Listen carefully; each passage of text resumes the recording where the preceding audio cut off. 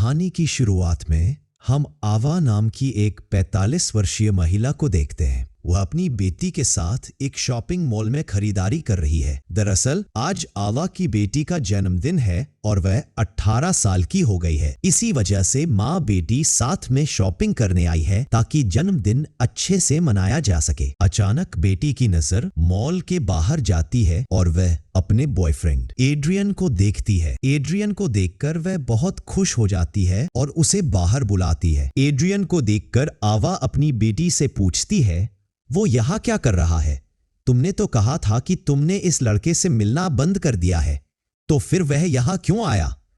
लेकिन बेटी कोई जवाब दिए बिना चुपचाप मॉल के बाहर जाकर एड्रियन से मिलती है। दोनों गले मिलते हैं और किस करते हैं। आवा की बेटी एड्रियन से बहुत प्यार करती है और वे लंबे समय से रिलेशनशिप में है, लेकिन आवा को यह रिश्ता बिल्कुल पसंद नहीं है। शॉपिंग के बाद आवा मॉल के बाहर आती है और कार की डिक्की में सामान रखने लगती है। तभी एड्रियन कहता है, ओह, मैं गलती से घर की चाबी साथ ले आया। अब मेरे पापा घर के अंदर कैसे जाएंगे? यह सुनकर आवा समझ जाती है कि उसकी बेटी ने उसे बताए बिना एड्रियन को जन्मदिन की पार्टी के लिए उनके लेक हाउस पर बुलाया है। यह जानकर आवा का मूड खराब हो जाता है क्योंकि वह चाहती थी वह अपनी बेटी के साथ अकेले जन्मदिन मनाए, लेकिन फिर वह सोचती है कि बेटी अब छोटी नहीं है और अपने फैसले खुद ले सकती है। इसीलिए वह कुछ नहीं कहती। तीनों कार में बैठकर लेक हाउस के लिए निकल पड़ते हैं। दरअसल आवा एड्रियन से नफरत नहीं करती, बल्कि वह उसकी ओर थोड़ा आकर्षित महसूस करती है और इसीलिए उससे दूरी बनाए रखना चाहती है। दूसरी ओर एड्रियन भी आवा को अजीब तरह से देखता था, जिस वजह से आवा नहीं चाहती थी कि वह उनके साथ आए। कुछ घंटों के सफर के बाद वे लेक हाउस पहुंचते हैं। यह एक बहुत ही शांत और सुंदर जगह है। गाड़ी से उतरकर आवा सामान निकालने लगती है और बेटी से कहती है, तुम इसे अंदर ले जाओ। बेटी सामान लेकर जाते हुए एड्रियन से कहती है, चलो मैं तुम्हें अपना कमरा दिखाती हूं। लेकिन एड्रियन कहता है, तुम जाओ, मैं कुछ और सामान लेकर आता हूं। आवा चुपचाप बाकी सामान निकालकर अंदर जाने लगती है। एड्रियन भी पीछे पीछे आता है। तभी आवा उससे कहती है, अगले 1 घंटे में तुम्हारी बस आ जाएगी, तब तुम यहां से चले जाना। यह सुनकर एड्रियन चुप रहता है। फिर एड्रियन आवा के पास आता है और कहता है, मैं यहां अपनी मर्जी से नहीं आया। आपकी बेटी ने मुझे बुलाया है ताकि हम सब मिलकर उसका जन्मदिन मना सकें। अगर मैं अभी चला गया तो उसे बहुत दुख होगा। क्या आप नहीं चाहेंगी कि आपकी बेटी अपने जन्मदिन पर खुश रहे? आवा इसका कोई जवाब नहीं देती। इसके बाद बेटी आती है और कहती है कि वह एड्रियन के साथ झील में नहाने जा रही है। आवा एड्रियन को बाहर बैठा देखती है और बेटी से कहती है, हमें जन्मदिन की बहुत तैयारी करनी है और घर भी समेटना है। बेटी कहती है, अभी तो दोपहर के 12 बजे है, हमारे पास बहुत समय है, और वह एड्रियन के साथ चली जाती है। आवा घर की सफाई में लग जाती है। काम करते हुए आवा की नजर बार बार एड्रियन पर जाती है। वह ना देखने की कोशिश करती है, लेकिन खुद को रोक नहीं पाती। उसके अंदर एक अजीब सी उत्तेजना हो रही थी। आवा के पति की बहुत पहले मौत हो चुकी थी और वह तब से अकेली थी। उसके भी कुछ दबे हुए सपने और इच्छाएं थी जो अब बाहर आ रही थी।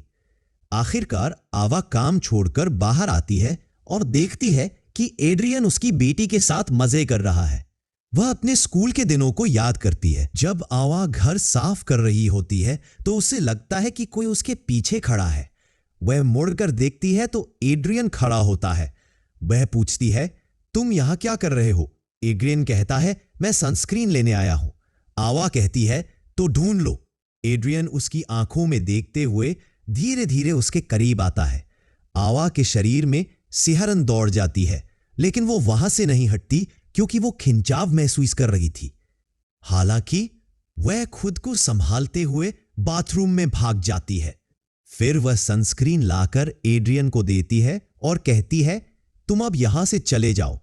एड्रियन बिना कुछ बोले चला जाता है। शाम हो जाती है। एड्रियन और बेटी घर की ओर आते हैं, लेकिन आवा एड्रियन को बाहर ही रोक देती है और बेटी अंदर चली जाती है। आवा झूठ बोलती है कि एड्रियन के पिता का फोन आया था और उसे तुरंत घर जाना होगा क्योंकि वो चाबी ले आया है। एड्रियन अपना फोन चेक करता है तो कोई कॉल नहीं होती। आवा कहती है कि यहां नेटवर्क की दिक्कत है। एड्रियन समझ जाता है कि आवा झूठ बोल रही है ताकि वो चला जाए। वो आवा से कहता है, मैं जानता हूं आप नहीं चाहती कि मैं यहां रहूं, लेकिन मुझे एक मौका दीजिए, मैं एक अच्छा लड़का हूं। इसके बाद एड्रियन चला जाता है। आवा को थोड़ी शांति मिलती है। बाद में बेटी और आवा मिलकर केक बनाने लगते हैं। बेटी पूछती है, तुम एड्रियन को पसंद क्यों नहीं करती? वह तो हर वक्त तुम्हारी ही बातें करता है। यह सुनकर आवा थोड़ी खुश हो जाती है। बातों बातों में पता चलता है कि दूध खत्म हो गया है और केक के लिए दूध चाहिए। आवा शहर जाकर दूध लाने के लिए निकलती है। रास्ते में उसे एड्रियन पैदल अपने घर जाता हुआ दिखता है। आवा गाड़ी रोकती है और उसे बैठने को कहती है। दोनों चुपचाप बैठे रहते हैं। कुछ देर बाद आवा एक सुनसान जगह पर गाड़ी रोकती है। दोनों एक दूसरे को देखते हैं। एड्रियन धीरे से आवा के चेहरे को छूता है।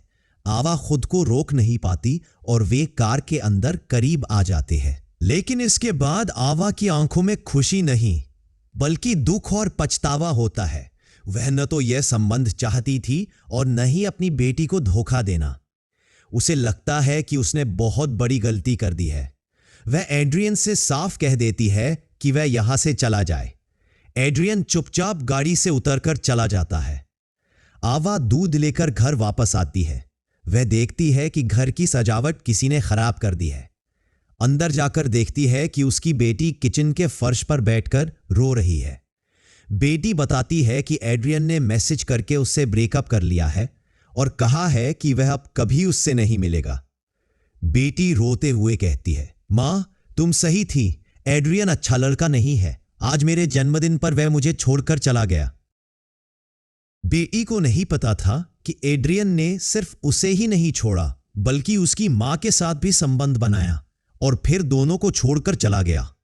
एड्रियन सब कुछ करने के बाद बेटी का सामना करने की हिम्मत नहीं जुटा पाया, इसलिए वह दोनों की जिंदगी से चला गया। कहानी इसी मोड़ पर खत्म होती है।